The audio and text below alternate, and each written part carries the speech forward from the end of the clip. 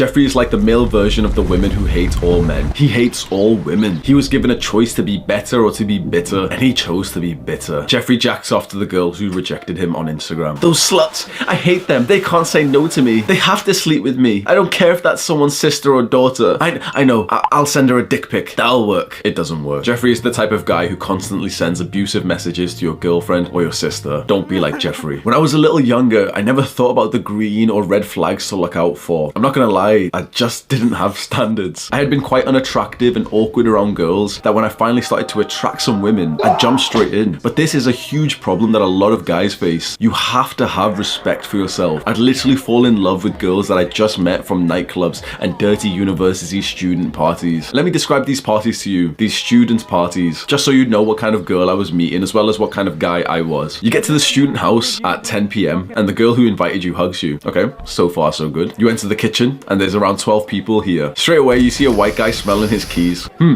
I wonder why he's smelling his key. Is it like a aftershave thing? Oh, there's a bunch of girls here and they're dressed pretty slutty. The music gets louder. The white guys are dancing to house music. The one black guy is your savior. He doesn't fit in either. Every time a new girl comes to the party, all the current girls scream in this high-pitched noise. Oh my God, Sarah! I haven't seen you since yesterday. Oh, did you get the cat? Why is everyone smelling their keys?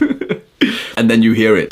That's the sound of a balloon being filled up with laughing gas, and you hear the metal canister fall to the floor. It's a stampede. Soon everyone rushes to the person who's handing out balloons. Everyone's his best friend for the next 2 minutes. Just like everyone becomes your friend when you have chewing gum in school. You make eye contact with one of the girls. She'll suck your dick for a crumb of MDMA. Deal or no deal? That's the type of place I was meeting the love of my life from. Don't make the same mistake as me, bro. Understand the green flags of high quality women and always be on the lookout for them. Adonis expects only the best. He has ultra high standards for the women who enter his life. That makes him even more attractive. But it wasn't always like that. Adonis thinks back to his early adult years. Just like you, he made mistakes. He didn't have the experience or the wisdom to look out for the right green flags. But over time, Adonis became a fine judge of character, a very important skill indeed. Knowing what green flags to look out for can literally save you years of your life from dating the wrong girl. And I imagine you could remember a bunch of these green flags in your mind. You could effortlessly navigate your way through your dating life. You'd know what you want. And it's so important for young men to have standards. You'll seem so different whilst all the other guys ragdoll themselves at girls like, please, please, please, just a crumb of pussy. You'll be evaluating her just like she is with you. You'll be taking your time. You won't know straight away whether you like her or not. And that makes you so much more attractive to girls. And you might be thinking right now that this isn't that important because you're not really ready to start dating yet. Fair enough, focus on yourself. But you may as well keep these green flags in mind just in cases you come across any women. Green flag number 1, she has a great relationship with her father. Her relationship with her father is almost always similar to her relationship with men in general. The way that her father loved her as a child is the same type of love that she craves as an adult. So think about it. If her father loved her in a healthy, happy way, that's what she'll want from you. But if her father abused her or if her father left the home, generally that's similar to the type of relationship that she might get into as an adult. Green flag number 2, her parents are married and they're still in a loving relationship to this day. Marriage in the modern day isn't so great. Almost like half of marriages end in divorce. But if her parents got together like 20 years ago, it's a really good sign if they're still married and they're still in a loving relationship. Because couples can stay together but not in love. And your girl's understanding of love and intimacy comes from her parents. You want your girl to have seen like a long-lasting, healthy, happy love. Green flag number 3, you see a lot of attractive feminine traits in her mother. Generally, if you wouldn't date her mother, you shouldn't date her. Most people end up very similar to their parents. That's because that's how they were raised, and most people don't go through a drastic self-improvement change. So she is likely to end up pretty similar to how her mother is today. So ask yourself, would you date her mother if you were that age? Is her mother attractive? Does she look after herself by going to the gym? Is her mother feminine? Is she intelligent? Does she read books and does she grow? And is she nice? Is she a kind person? That's an awesome sign. Or perhaps is her mother undesirable? That's not a great sign. Green flag number 4, and an obvious one, she has a nice personality. Ask yourself, is this a kind person? She might be nice to you right now, but see how she interacts with other people. Is she rude to some people? Does she gossip about her friends and talk badly about them? Believe me when I say that she she will do the same thing to you? Or does she talk nicely about people? Does she treat everyone with respect? She'll do the same to you. Green flag number 5, she's had none or very limited casual sex experiences. The number of hookups that a girl has had is like a symptom for how much of the "you go girl, blue pill" feminist narrative